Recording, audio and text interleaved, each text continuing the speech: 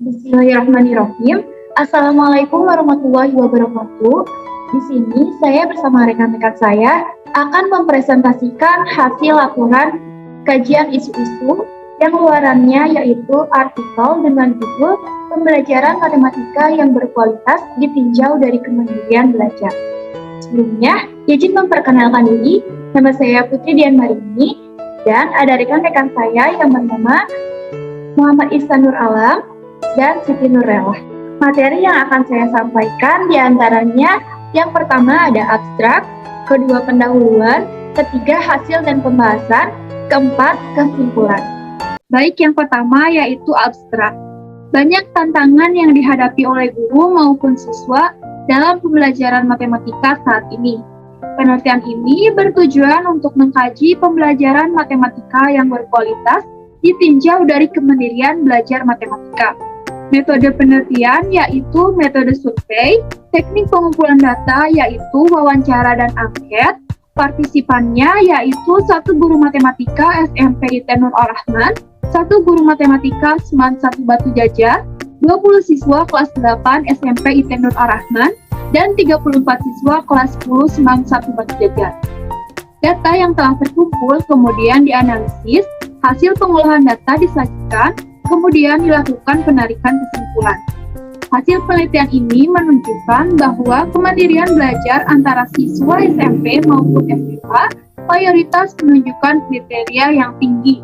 Kriteria kemandirian yang tinggi ini tidak lepas dari peran guru dalam memberikan pembelajaran yang berkualitas kepada siswa.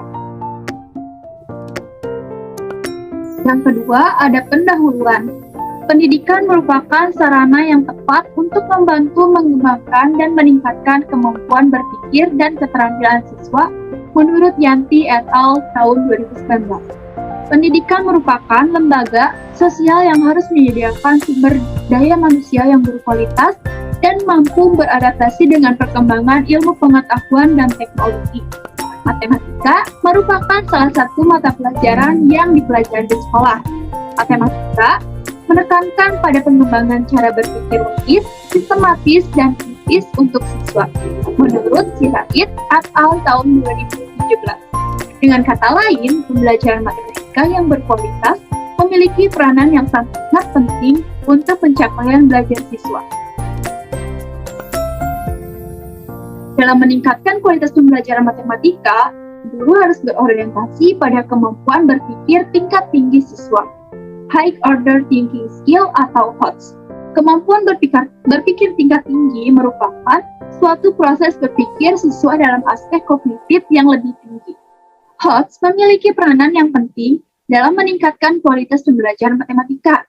Namun, masih banyak juga pembelajaran matematika yang diajarkan oleh guru belum mengacu pada HOTS atau dapat dikatakan pembelajarannya masih berorientasi pada berpikir tingkat rendah atau LOTS. Hal ini sesuai dengan pernyataan Susanto dan Retnawati tahun 2016 yang menjelaskan bahwa proses pembelajaran matematika pada umumnya masih terfokus dalam menghafal dan mengungkapkan konsep. Pembelajaran matematika yang diberikan oleh guru masih jarang untuk mengembangkan keterampilan berpikir tingkat tinggi atau HOTS. Pembelajaran matematika yang berkualitas juga dapat ditinjau dari kemandirian belajar. Kemandirian belajar merupakan sikap seorang siswa untuk mengatur segala kebutuhan belajarnya dengan tidak bergantung kepada orang lain.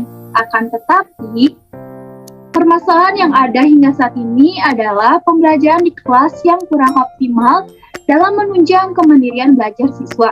Siswa terlalu mengandalkan penjelasan materi dari guru, dan sedikit sekali siswa yang berusaha mencari sumber-sumber belajar lain untuk menunjang tugas akademiknya.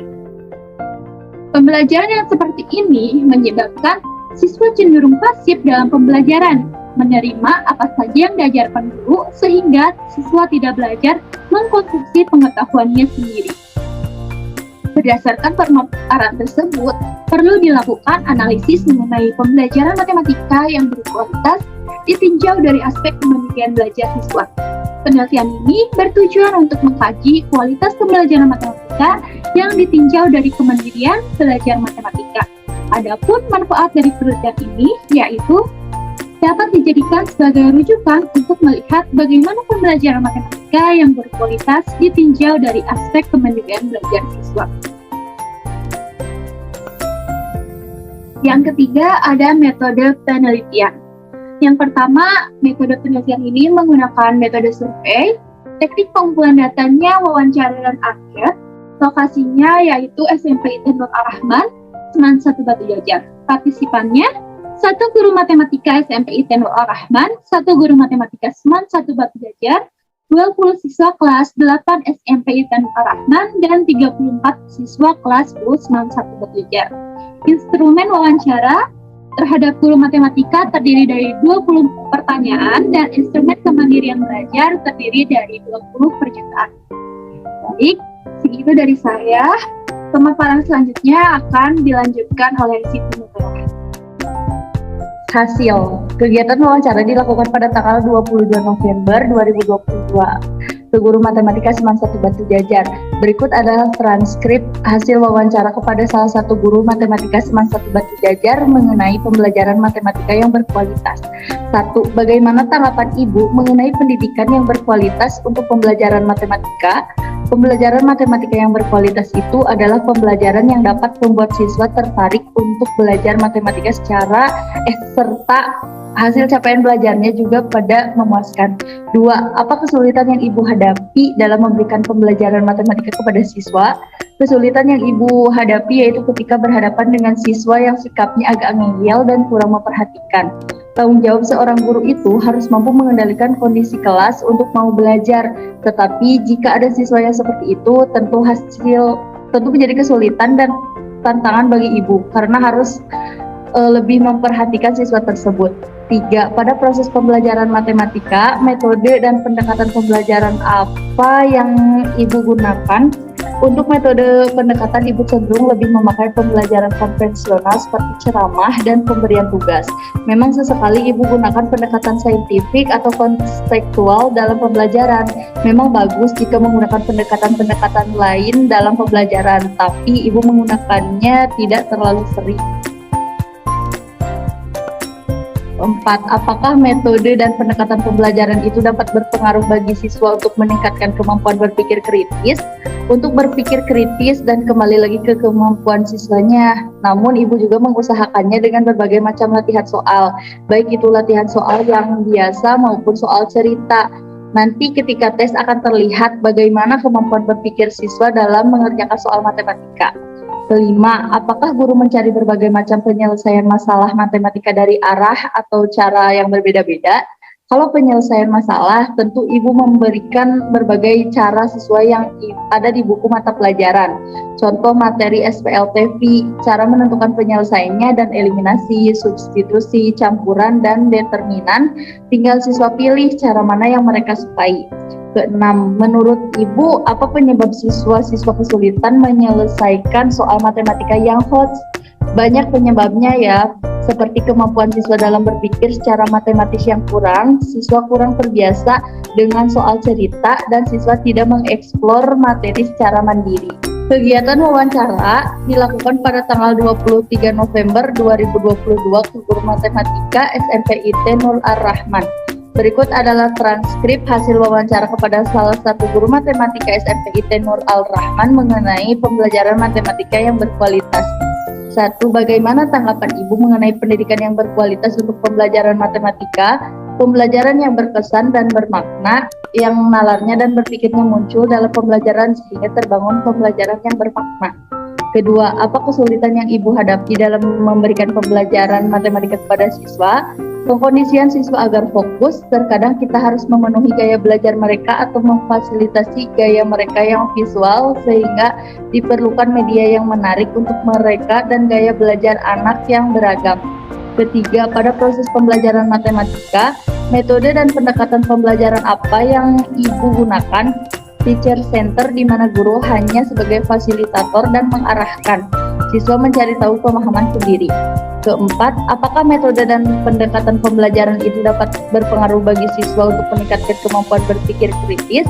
ia berpengaruh karena dengan metode tersebut menstimulasi siswa untuk berpikir kritis sehingga interaktif membangun tingkat kemampuan berpikirnya. Nah, berikut adalah persentase kemandirian belajar siswa kelas 10 Seman 1 Batu Jajar berdasarkan per indikatornya. Untuk indikator inisiatif dan motivasi belajar, itu persentasenya sekitar 78,43%, yang termasuk ke dalam kriteria tinggi. Untuk indikator kebiasaan dalam menelaah kebutuhan dalam belajar, itu memiliki persentase 71,69%, yang termasuk ke dalam kriteria tinggi. Kemudian untuk indikator mampu memonitor, mengatur, serta mengontrol kegiatan belajarnya, itu memiliki persentase sebesar 76,47%, yang termasuk kriteria tinggi. Untuk indikator menetapkan tujuan atau target belajarnya memiliki persentase 75,74%, yang termasuk kriteria tinggi. Untuk indikator memandang bahwa kesulitan dalam belajar itu merupakan suatu tantangan, itu memiliki persentase sebesar 68,38%, yang termasuk ke dalam kriteria yang tinggi. Selanjutnya, untuk indikator memanfaatkan dan mencari sumber yang relevan, itu memiliki persentase sebesar 69,18%, yang termasuk kriteria tinggi. Untuk indikator kemandirian belajar dalam memilih dan menerapkan strategi belajar, itu memiliki memiliki persentase sebesar 63,61%, yang termasuk kriteria tinggi. Selanjutnya, untuk indikator mengevaluasi proses dan hasil belajar, itu memiliki persentase sebesar 60,29%, yang termasuk ke dalam kriteria tinggi. Kemudian yang terakhir, untuk indikator mempunyai konsep diri atau kemampuan diri, itu memiliki indikator sebesar 81,62%, yang termasuk kriteria tinggi. Berdasarkan persentase kemandirian belajar siswa kelas 10 Seman 1 Batu Jajar per indikatornya, ternyata setiap indikatornya itu memiliki kriteria yang tinggi. Selanjutnya, berikut adalah hasil angket kemandirian belajar dari 20 siswa kelas 8 SMP IT Nur Al-Rahman. Untuk kriteria yang sangat rendah itu tidak ada. Untuk kriteria yang rendah juga tidak ada. Untuk kriteria yang sedang itu ada sebanyak 3 siswa. Untuk kriteria yang tinggi itu ada 14 siswa, dan kriteria yang sangat tinggi yaitu ada 3 siswa. Selanjutnya adalah persentase kemandirian belajar siswa kelas 8 SMP IT Nur Al-Rahman untuk per indikatornya. Oke, yang pertama untuk indikator inisiatif dan motivasi belajar itu memiliki persentase sebesar 70,47%, yang termasuk kriteria tinggi. Untuk indikator kebiasaan dalam menelaah kebutuhan dalam belajarnya itu memiliki persentase sebesar 68,75%, yang termasuk kriteria tinggi. Untuk indikator mampu memonitor, mengatur, serta mengontrol kegiatan belajarnya memiliki persentase sebesar 68,33%, yang termasuk kriteria tinggi. Selanjutnya, untuk indikator menetapkan tujuan atau target belajarnya memiliki persentase sebesar 70,625%, yang termasuk kriteria tinggi. Selanjutnya, untuk indikator untuk memandang bahwa kesulitan dalam belajar itu merupakan suatu tantangan, itu memiliki persentase sebesar 68,125%, yang termasuk kriteria tinggi.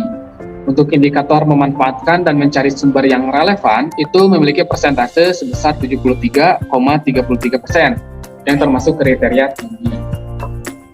Selanjutnya, untuk indikator memilih dan menerapkan strategi yang relevan itu memiliki persentase sebesar 66,25%, yang termasuk kriteria tinggi.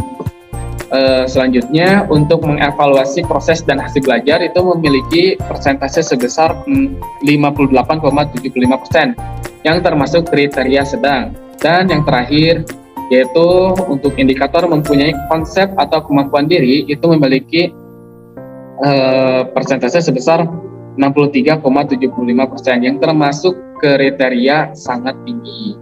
Jadi untuk persentase setiap indikator dalam siswa kelas 8 SMP Nur Al-Rahman ini mayoritas memiliki kriteria kemandirian yang sangat tinggi. Namun untuk indikator mengevaluasi proses dan hasil belajar itu memiliki kriteria yang sedang, dan untuk indikator mempunyai konsep diri atau kemampuan diri itu memiliki kriteria yang sangat tinggi. Berikut adalah kesimpulan dari hasil pengerjaan proyek kami, yaitu berdasarkan hasil dan pembahasan dapat disimpulkan bahwa kemandirian belajar memiliki peranan yang penting dalam pembelajaran matematika yang berkualitas. Faktor berkualitasnya suatu pembelajaran bukan hanya faktor dari guru saja, melainkan faktor dari siswanya juga sangat berpengaruh. Pembelajaran matematika yang berkualitas sangat penting untuk pencapaian belajar siswa. Pembelajaran matematika yang berkualitas merupakan pembelajaran yang berkesan dan bermakna, yang membangun nalar dan berpikir mengenai pembelajaran yang bermakna atau berkualitas. Pembelajaran matematika yang berkualitas juga dapat ditinjau dari kemandirian belajar siswa. Apabila siswa memiliki kemandirian belajar yang baik, maka capaian hasil belajarnya juga akan baik, dan begitupun sebaliknya. Baik, mungkin pemaparan dari presentasi kami dicukupkan sekian, kurang lebihnya kami mohon maaf. Sekian, wabillahi taufiq wal hidayah. Assalamualaikum warahmatullahi wabarakatuh.